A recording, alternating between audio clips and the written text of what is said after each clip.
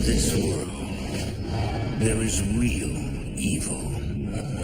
In the darkest shadows and in the most ordinary places. These are the true stories of the innocent and the unimaginable.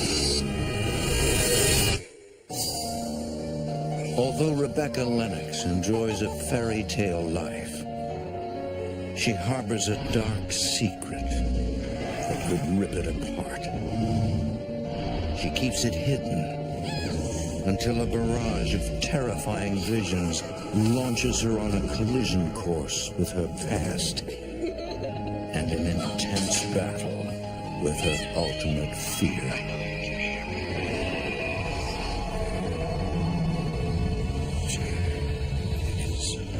Between the world we see and the things we fear, there are doors.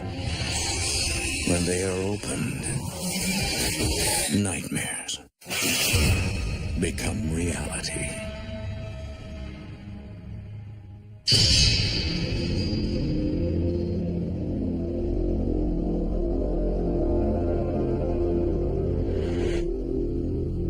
Some believe there are restless, earthbound spirits who drift aimlessly, unaware that they are dead, all the while seeking comfort from the living. But when lost souls are ignored, they sometimes get angry and must break through the physical realm to make their presence known.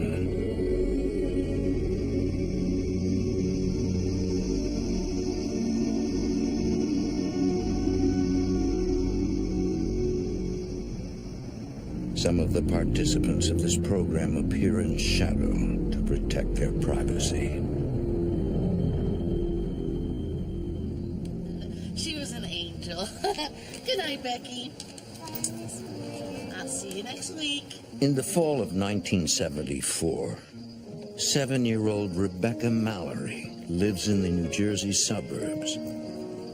Like all parents, her father, New Jersey police officer Sergeant Bill Mallory, worries about keeping her safe and happy.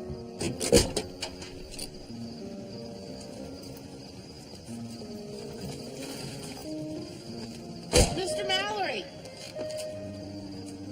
Can't forget this little guy. Hi, Papa. How was your day? We played checkers and I won. Oh, good for you. As an only child, Rebecca is close with her family, including her Pop-Pop.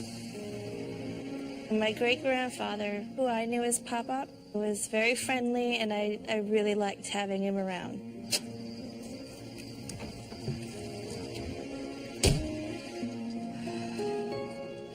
Buckle up, honey.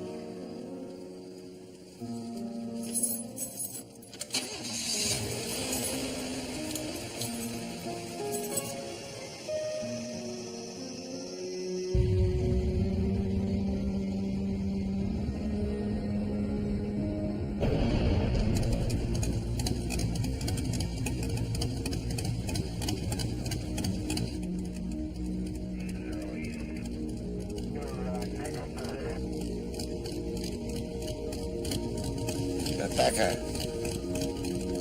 tell your father to wait. Dad, don't go.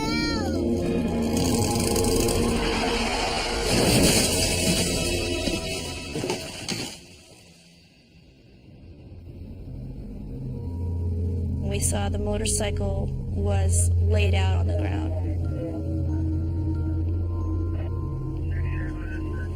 And the driver was a good few feet away from the bike. Stay in the car.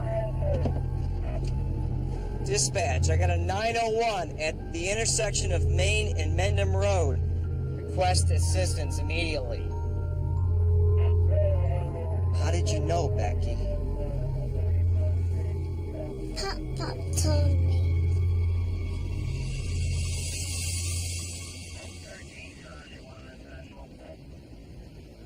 Honey, Pop-Pop has been dead for 5 years. He died when I was 6 months old. My Pop-Pop being in the back seat was actually normal. The accident happening in front of me was what upset me. Okay? It's gonna be okay. It was a scary experience for a 5-year-old to see a motorcycle accident happen just, 10 feet away.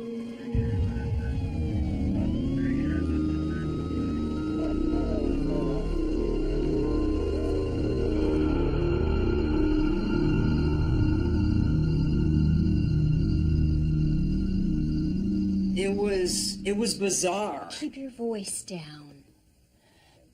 The strange incident troubles Rebecca's father. Tell you, Jerry, the kid sees things. My mother insisted to my father, her exact words were pretty much, "I'm telling you the kid sees it. I'm telling you the kid sees things." Maybe she has a gift. Papa did. I mean, he knew when he was gonna And die. the week before he died, Pop made arrangements for it, announcing that he wouldn't be around after the weekend. I don't buy it. He died on a Saturday afternoon, just like he said he would. Don't start that. You know I don't believe in that stuff. It made me feel like a little liar.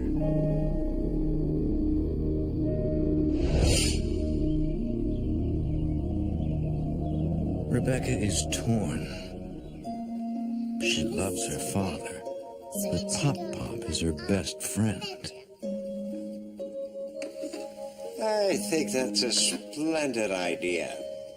Papa would come to me often during the day, and he would sit and we would play, and I never wanted him to leave. It should go in the bedroom.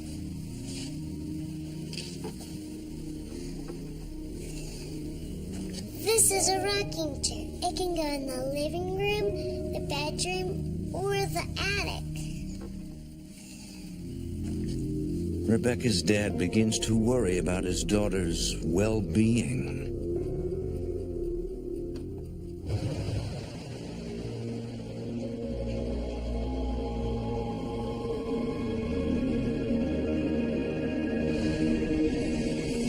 Over the next year, Rebecca grows into a well-adjusted young girl, but continues to see spirits that others cannot see.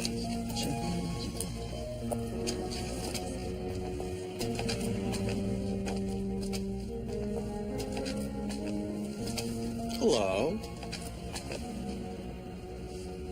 I'm Carl. What's your name? Becky?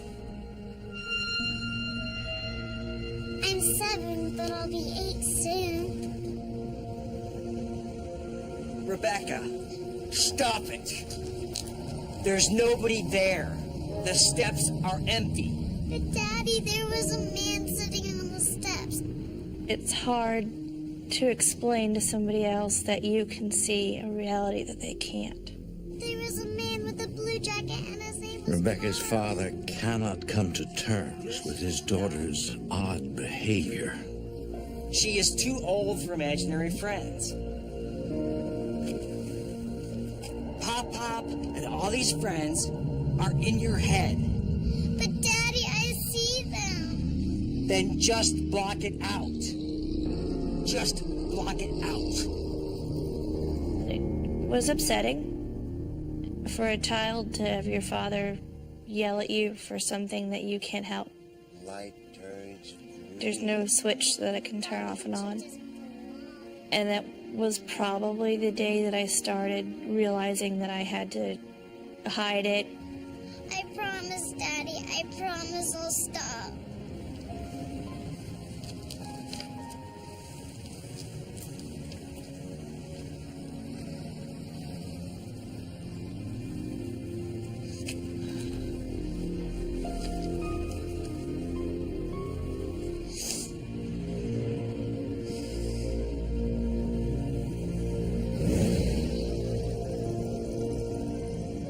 My teenage years and early 20s, I just kept it completely to myself. If I saw something that nobody else saw, I would just look away. and carry on as if I didn't see it. Rebecca gets married in 1995, and years later suffers through a bitter divorce.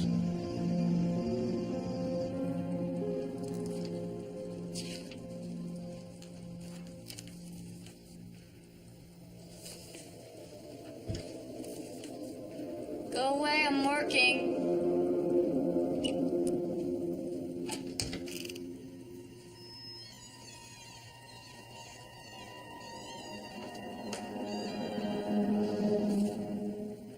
What's up? I'm scared. I want to sleep in Tim's bed. Oh, and what does Tim want? I want to sleep with you. Okay, get in. In 2002, Rebecca moves to southeastern Virginia with her 2 children, 7-year-old Tim and 5-year-old Hannah. You guys settle down, okay? Or you're going back to your own bed. It was easy for me to ignore everything while I was a single mom following my divorce because I was working 50 hours a week and raising 2 babies.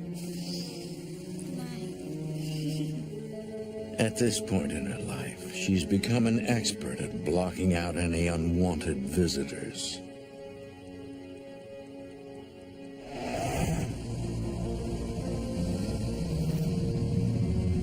Between a demanding work schedule and raising 2 children, Rebecca makes time for fundraising at a local children's hospital. Thank you for coming. Your name? Daniel Lennox.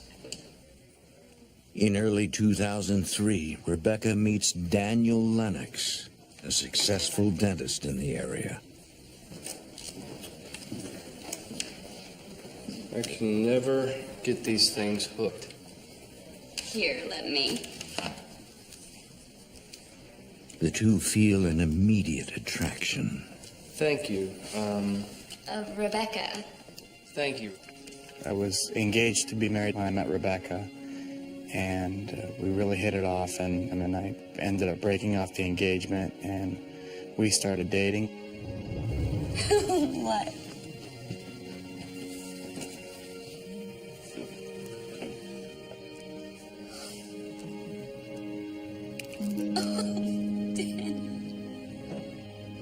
I love you, Becky. I love Hannah and Tim. Will you be my family? Yes. Yes.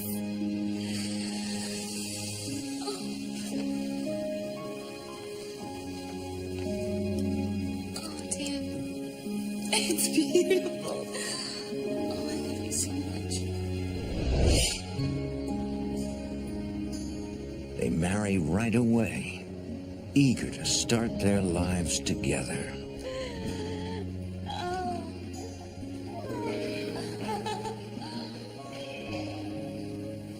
After Daniel and I got married, we moved to a new house. We started talking about maybe having a baby. Everything was great. Life was good. Daniel is a devoted husband and a loving father to Tim and Hannah.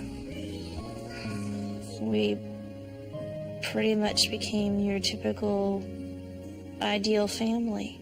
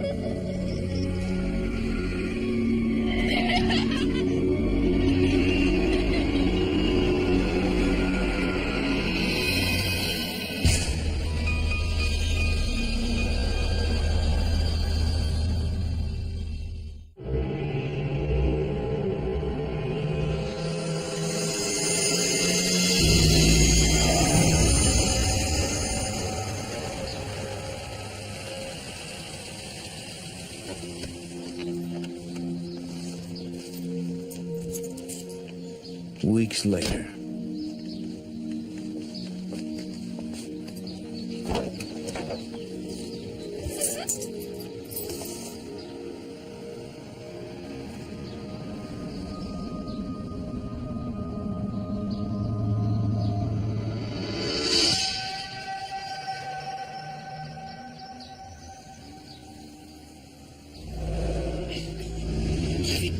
when I first saw him, the hair on the back of my neck stood up. You get that chill, and it's almost like you're too afraid to move. I didn't want to acknowledge that it was there. Block it out. just block it out. Block it out.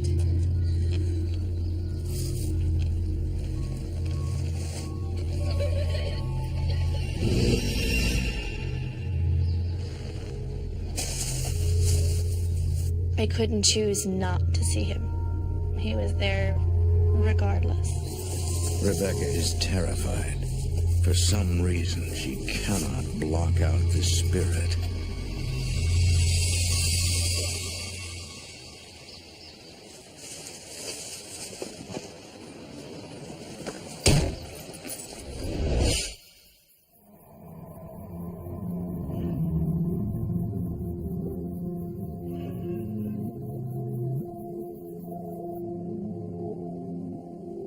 Rebecca worries that the recent sighting will open up a chapter in her life that she closed long ago. His presence was almost like a threat to the peaceful, happy little life that I had established.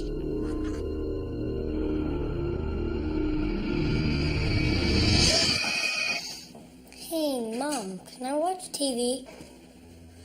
You know what? Dinner is almost ready, so go wash your hands, okay?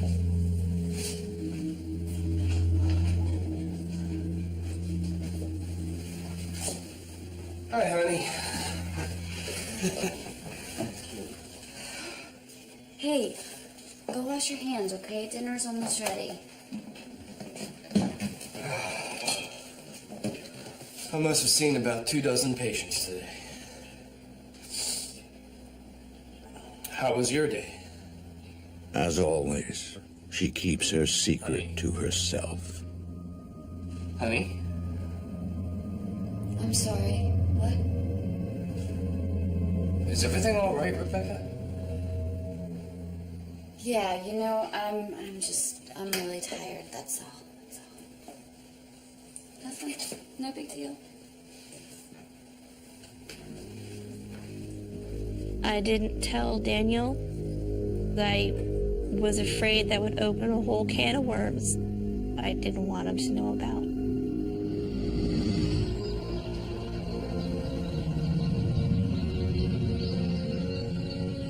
As the days go by, Rebecca hides her fears and tries to keep things as routine as possible for her family.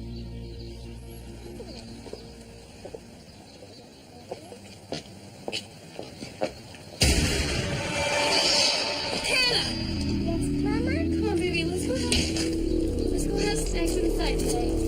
Come on, sweetie.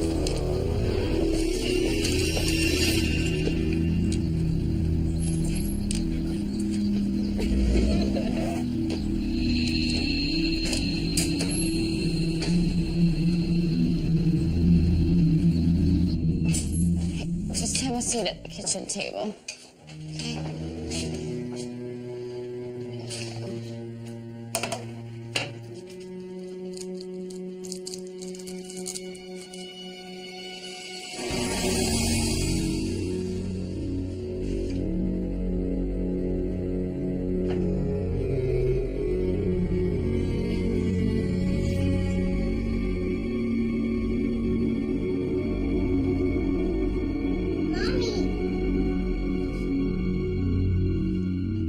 I'm sorry, honey.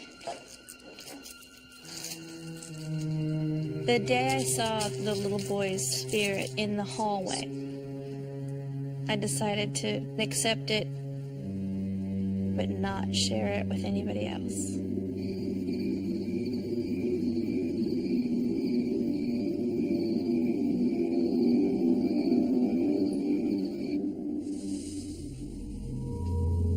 Gabriel senses that something is bothering Rebecca.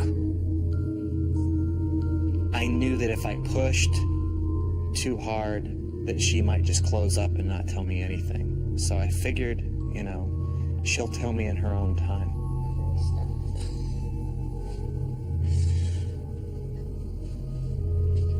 I was afraid that my husband would either not believe me and think that I was just crazy, or he would believe me, but would react in the same manner that my dad had 20 years ago.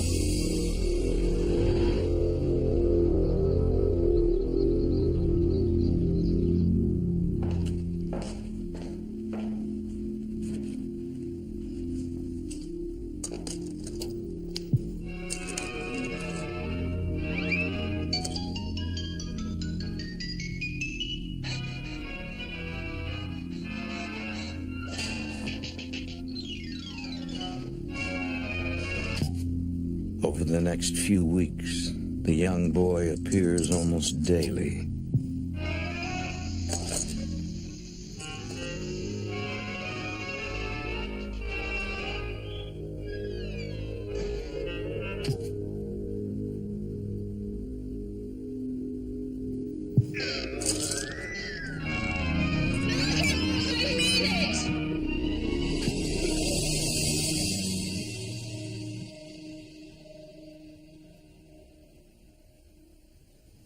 I got fed up and I yelled at him to stop.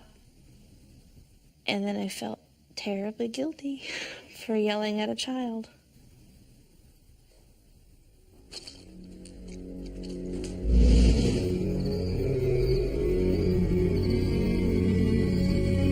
Later that night,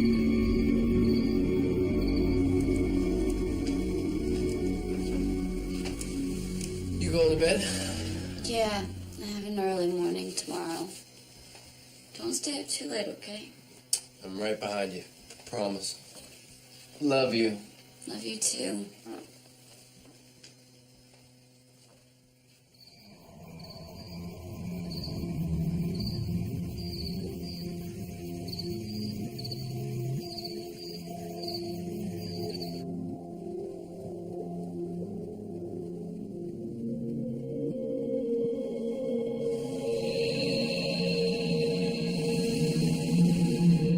I felt somebody tugging at my blanket.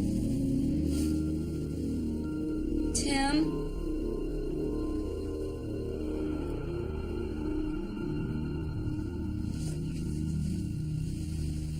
I sat up, thinking it had to be my son, but there was nobody in the room.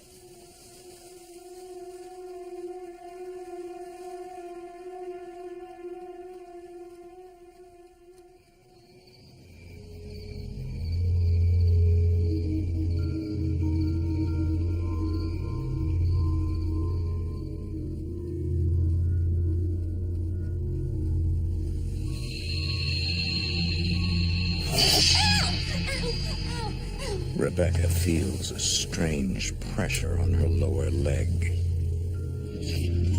It hurt the boy. He was giggling, not a sinister giggle, nothing evil, just like a little kid would giggle.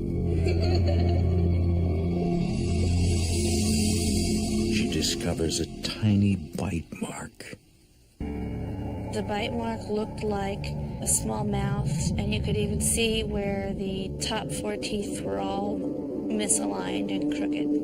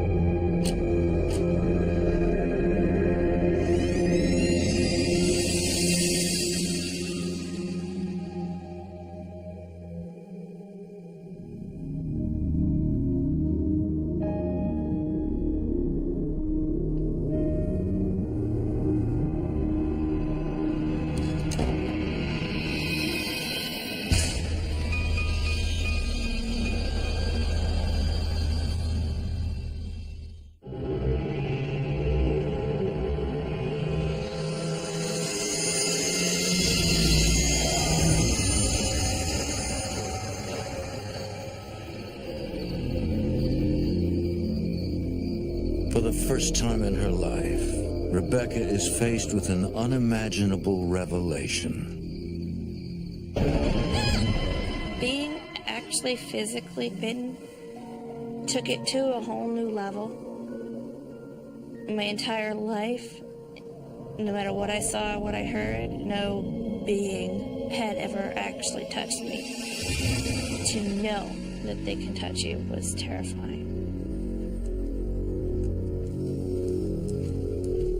Couldn't sleep without me, huh? I was afraid of what my husband would think if I told him. Rebecca? What does this look like to you?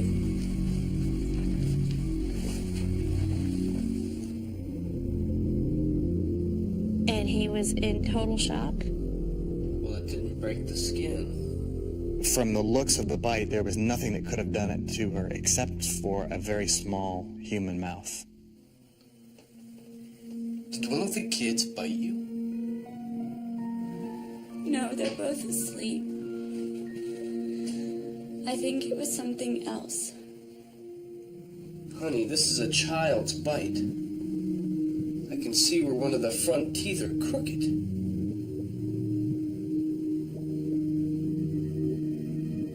Rebecca, what's going on? And I told him I think a ghost bit me. I keep seeing the spirit of a little boy out by the tree line. Rebecca still can't bring herself to reveal everything to Daniel. I was too afraid and too confused and too scared to go into anything further than that at that time. Daniel, but I swear it's true. I see him as clearly as I see you. I didn't know what to think. I didn't know how to react. I had never been faced with anything like this before. Why didn't you tell me? Because I was afraid you'd think I was crazy. The presence of the bite mark is contrary to everything Daniel believes. I didn't want to believe it was something paranormal, but faced with the evidence, I didn't know what else I was supposed to believe. No, Daniel, what are you doing? Daniel insists on getting professional help, but Rebecca is resistant because she doesn't want him to know any more than what she has already told him. And I didn't want this to happen again. That was the main thing. I wanted answers, and to that end, to protect my family, the only thing that I knew to do was to contact somebody that knew more about these things than I do.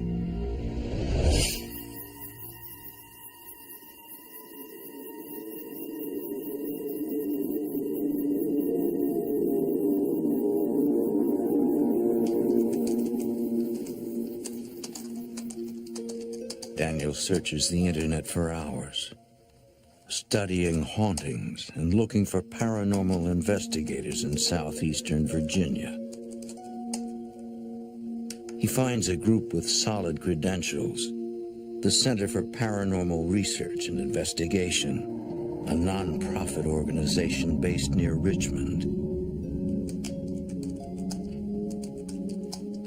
Daniel contacts the group and sends them the digital pictures.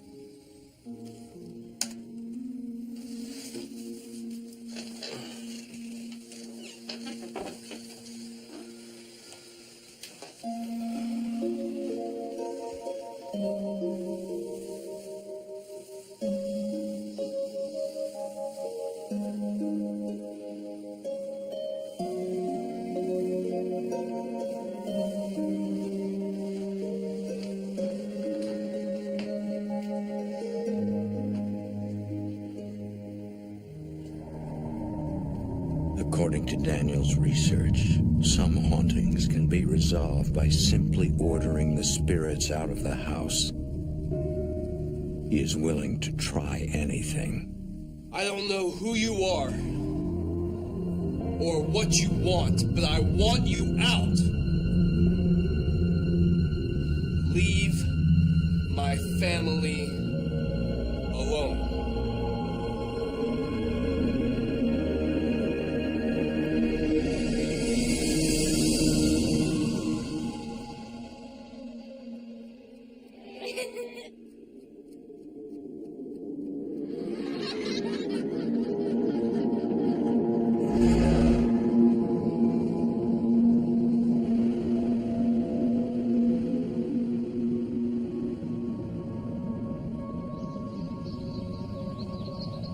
A week later, an investigator from the Center for Paranormal Research and Investigation comes to the house. Here are the photos I took of the bite mark. Can I see the actual bite mark? It's not there anymore. I see. Mrs. Lennox, is this the first time you've experienced paranormal phenomenon? Yes, but it was no big deal. Rebecca, he bit you. Daniel is surprised when Rebecca downplays the incident. She wasn't trying to hurt me. I didn't want anybody else in it. The sooner I could forget about it, the better. Entities like this are usually harmless. They'll go away. The investigator tells them that the spirit will likely go away on its own. Yeah, I'm sure that it will, but we appreciate you coming out. I took her word that we were probably going to be okay. If you have I started to feel a little bit more at ease. Oh, you will. Okay. Thanks again. Rebecca is relieved when the investigator leaves. As far as I was concerned, that was the ideal outcome. Just go away.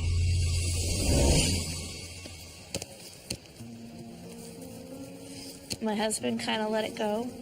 It seemed to be like a small storm that I had ridden out. I thought it was over. The house is quiet for 2 weeks. Nothing else happened. We were fine. We started to get back into our routine again, and it was almost kind of forgotten.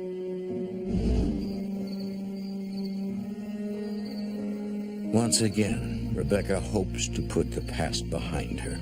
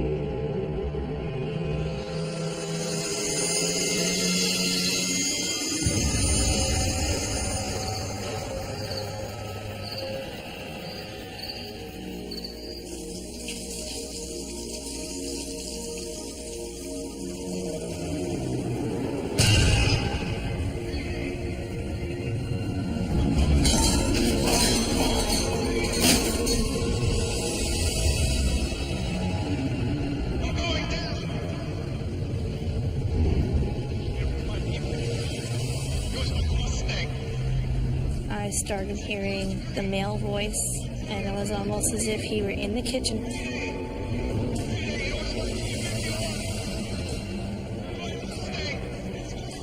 And this male voice seemed to grow closer to me, almost right behind my head.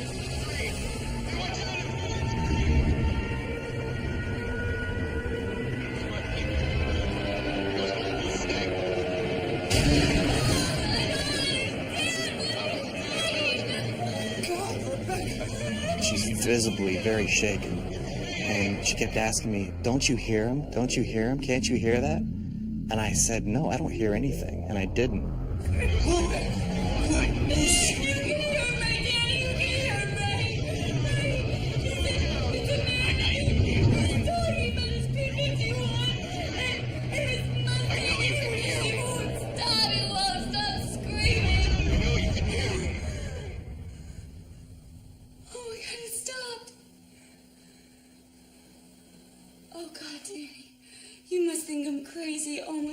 so sorry, I'm so sorry. I could tell by the look on her face that she wished that I hadn't witnessed it. Maybe she thought I was going to leave her, and that never really crossed my mind. Are you sure he said P-51 and Mustang? Yeah, why? I said a P-51 is a military aircraft. It's an aircraft from World War II, and they also flew in Korea. I said, what's this all about? Daniel is confused. Rebecca knows nothing about World War II planes. Mommy! Mom, loud. Okay, but hey, who wants some ice cream? Relax, I'll get the ice cream. Yay! I want sprinkles! Okay.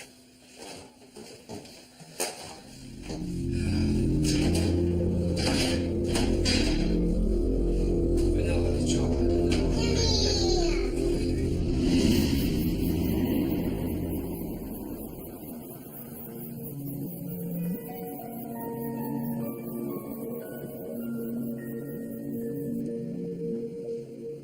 Not sure what to do, Daniel searches for any information he can find on P-51 aircraft and possible crashes in the area.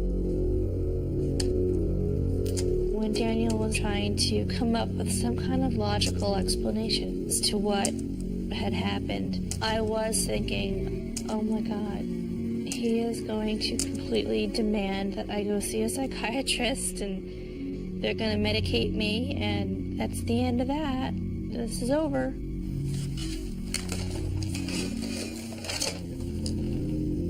Does this picture mean anything to you? No, nothing at all. Rebecca's relieved that Daniel believes her, but she refuses to dwell on the incident. She just wanted to kind of close the lid on it and not talk about it and not deal with it. I was upset and angry because I couldn't fix this problem and I couldn't help her. In the days that follow, Rebecca starts to withdraw from Daniel. Hey, Hannah, open it up wide so you can get the leaves in. Good.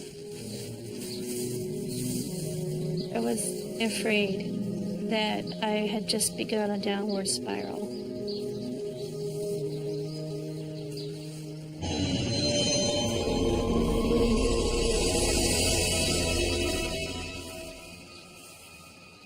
I could tell that she had obviously seen something. Rebecca?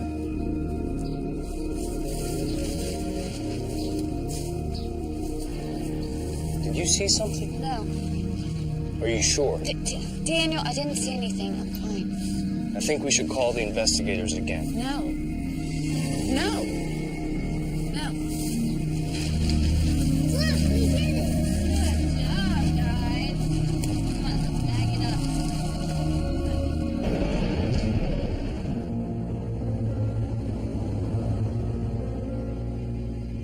One day while the kids are in school, Daniel takes Rebecca on a day trip to nearby Williamsburg, hoping to take her mind off of things at home.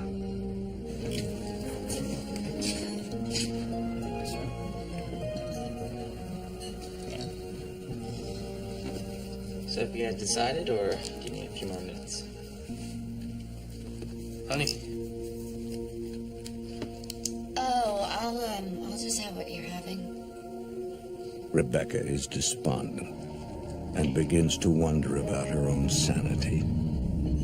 There are times, many times, where I have to sit back and ask myself if I belong in a padded cell on Thorazine, or if it's all really real. Once you start doubting your own sanity, everybody around you will. Both have the special, please. Rebecca, I don't know what to say, except that I'm here for you. I'm fine, Daniel. Okay, I'm fine.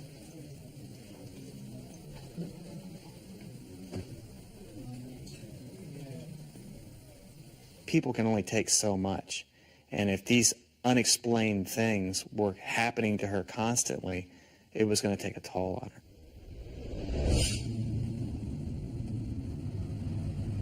Later, on the way home,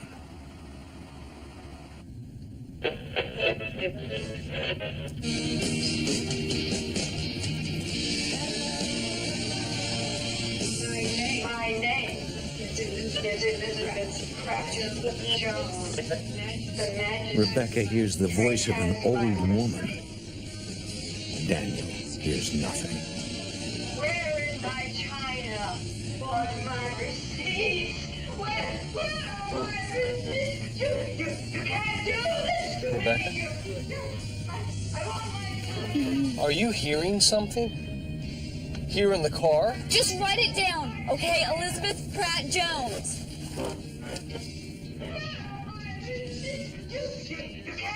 Oh, write this down too. She said her property was taken from her and it was unfair and she was not to tolerate it. That the magistrate didn't listen, sold her slaves at auction, and she didn't see a penny of it. I was completely and utterly stunned. And I thought to myself, she hasn't told me everything. And it was at that point that I realized that she was really the focal point of all this.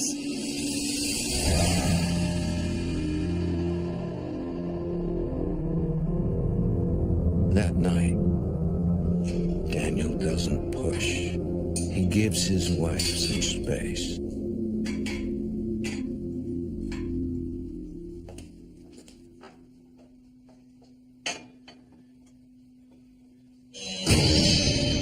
My name is Elizabeth Pratt Jones. Rebecca is stunned.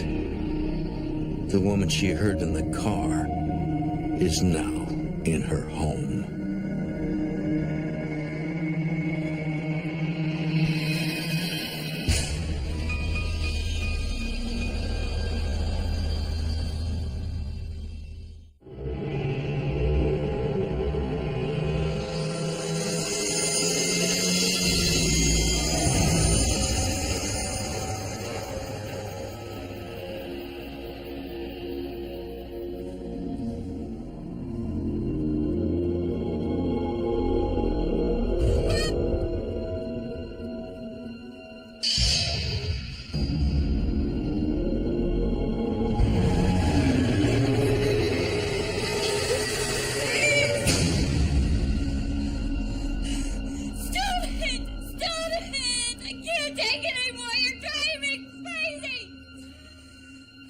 What's wrong, babe? They won't stop, Daniel. Even when I'm asleep, they won't stop. Beth, listen to me. Either we move out of this house or we call the investigators. It's your choice. Call the investigators. Tomorrow. It was a huge turning point for me. I was tired of keeping it to myself. So why not just go the distance and finally get it out there?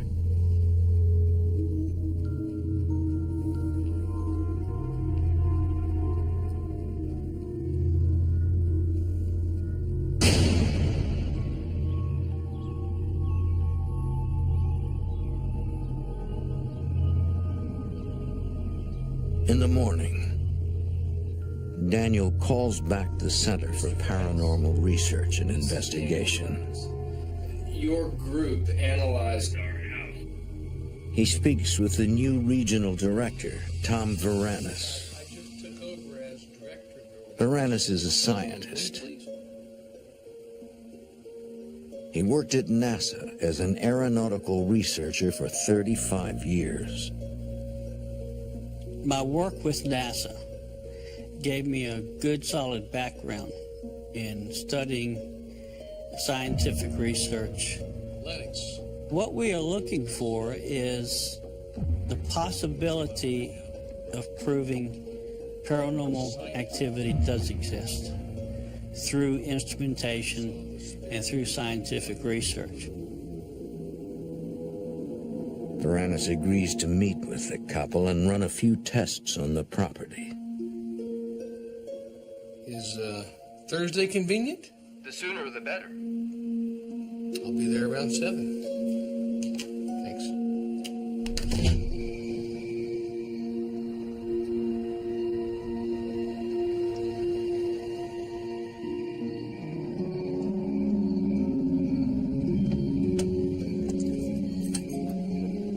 Varanus calls upon Melissa Kepley to help with the investigation. my degree is in psychology, I am brought in to observe during the interview process to see if I see any red flags that may indicate some type of mental instability. Tell me about the little boy, Rebecca. I don't like thinking about him. It makes me feel sad. You know, he was a child. He wanted attention, and I yelled at him to go away. I believe Rebecca and Daniel wanted some type of physical verification that what she was experiencing was in the environment, that it was not in her head. Did he frighten you? No, the only thing that really scared me was that I could see him, but nobody else could. The one that I was shocked that Rebecca was revealing as much as she was to the investigators. And I wasn't so much shocked at the things that she had seen and heard. I was more shocked that she was willing to tell all of these things that we had just kept between ourselves for so long. With your permission, we'd like to set up some equipment to take some EMF readings inside and out. Yeah, go ahead.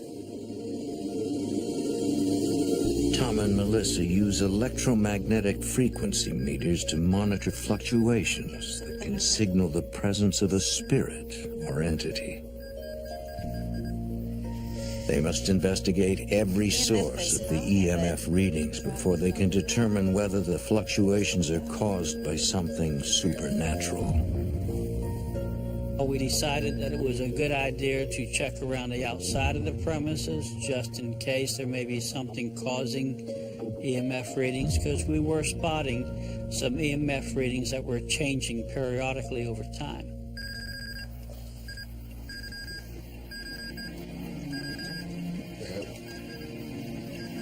They quickly realize that the fluctuations are due to an air conditioning unit. Power cable's buried. Supplies the whole house.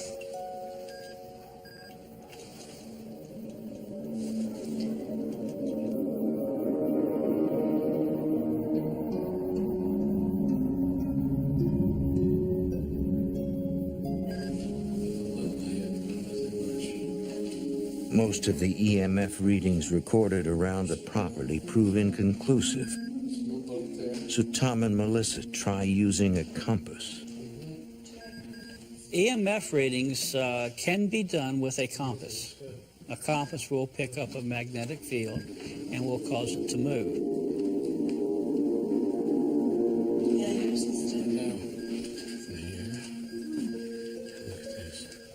When we put the compass and an EMF meter near Rebecca, we saw the compass spin.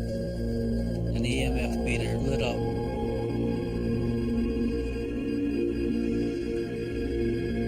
That is something we associate with an entity and not with a human being, especially with these particular meters.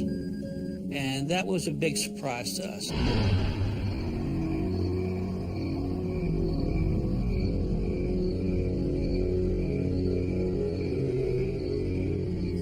We didn't get any indication that the house is haunted, per se. However, we did get some high EMF readings in the hallway, especially near Rebecca. Rebecca, have you told us everything?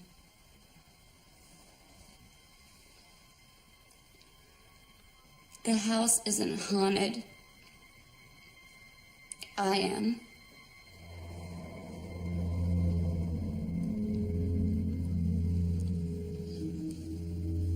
I've seen entities, spirits, whatever you want to call them, ever since I was a little girl. I did tell them everything, from my great-grandfather as a young child in my room, to the accident, straight on up to the pilot. Ever since we moved in here, I haven't been able to ignore these things like I used to. And when I couldn't ignore the little boy, and then I couldn't ignore the pilot, and then Elizabeth, I panicked. I was finally able to say, there it all is. there's everything. And now I don't have to hide anymore. It was a huge relief. Do you think I'm crazy? We were convinced that we weren't dealing with someone who was mentally unstable and that we weren't dealing with a hoaxer. We were dealing with someone who legitimately had experienced something. Why haven't you told me any of this before? Sorry, Danny. I was just so afraid you'd think I was crazy.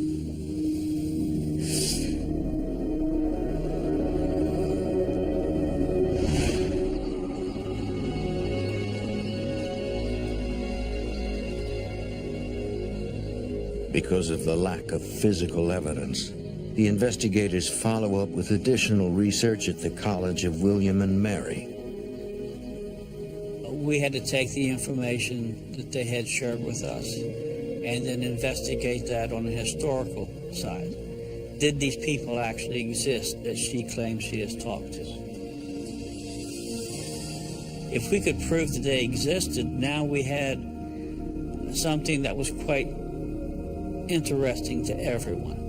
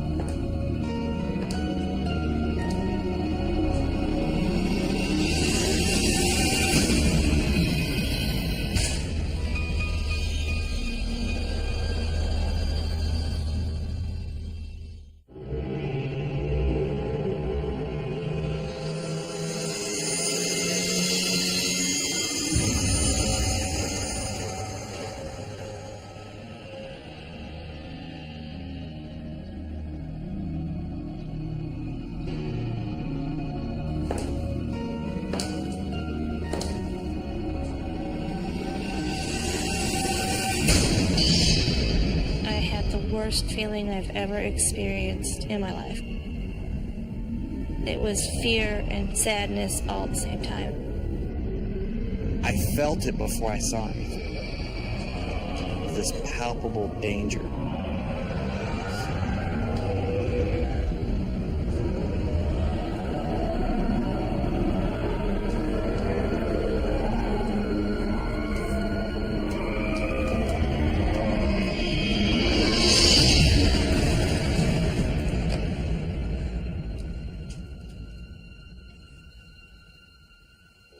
As it passed out the door, the feeling of dread went away.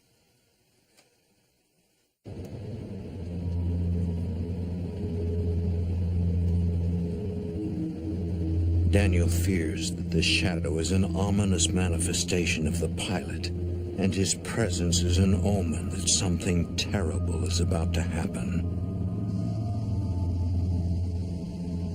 The Lennox family soon moves to a new home on the other side of town. For the next couple of weeks, things are peaceful. Rebecca and Daniel put the past behind them. He didn't like the cook. Hello? Oh, hi, Tom. Yeah, sure. Tonight will be fine. Okay, great. Thanks. Bye. They found something. What? The thing I wanted the most from the paranormal investigators was validation. I didn't necessarily want to get rid of the entities because I don't believe that they can be gotten rid of.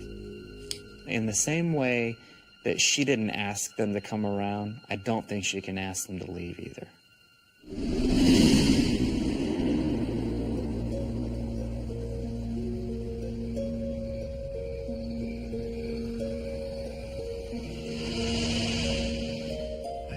That night, Rebecca and Daniel meet with the CPRI team. This article is from the Daily Press. It's dated March 16th, 1950. Two pilots ferrying P-51 Mustangs crashed 600 yards from the couple's former home. That's amazing. Before revealing the rest of their findings, Baranis has some questions for Rebecca. We wanted to make sure that we weren't being fooled. I think Rebecca was being very honest, but we have to make sure that the information she's giving us, there's some accuracy there. So we comprised a little test for her. Rebecca, look at these names and these photographs. He gives her a list of names without telling her which one is the pilot. This is him, Harold Schultz. Only his friends called him Hank. And the other pilot was William Wellerman. Rebecca easily picks out the names of the two pilots mentioned in the newspaper article. It was a moment of just shocking revelation that, my gosh, she just had a list of 20 names. She picked two out, and she even gave more information than what they had given her. Then Tom asks her to identify the pilot, Harold Schultz, from a lineup of photos. Harold Schultz's photo isn't here. You're right. It was pretty exciting to actually see it firsthand and witness this. Was this a laboratory environment, with sensors tied to somebody's brain? No, it was not. But we felt it was a good enough test for what we were trying to do at the time. Without a name, the little boy is untraceable. What about Elizabeth? According to records at William and Mary, Elizabeth Pratt Jones lived on Henry Street during the 1700s. Her husband was a failed businessman, and the state confiscated the family's property to cover their debts. It seems that Rebecca's supernatural gift attracted Elizabeth in Williamsburg, over 30 miles from Rebecca's home. I'm not crazy. It's a huge relief, but it's still really hard to overcome that fear of coming out of the closet, so to speak, with this.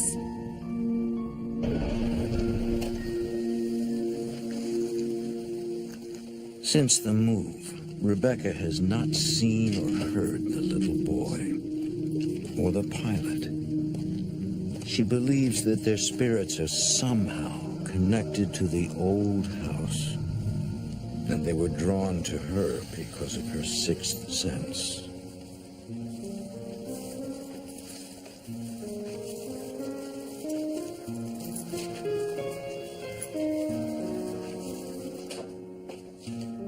Over time, Rebecca learns to accept her gift. Right now, I feel like I've got a pretty good handle on it.